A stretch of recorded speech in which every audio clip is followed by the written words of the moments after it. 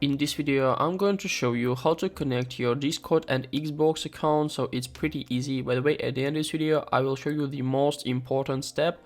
So firstly, we just need to open our Discord right up here, and then near our avatar and nick here in the bottom, find the user settings and click on it. So after that, our settings page will be opened, and then we need to go to connections in the left side menu, so find it. And then just click on view more. So here we can see all of available connections we can create. So we need to find the Xbox, it's right up here, so click on it and then just click on continue. And after that we just need to sign into our account using the mail, phone or other. So after that the connections will be successfully created.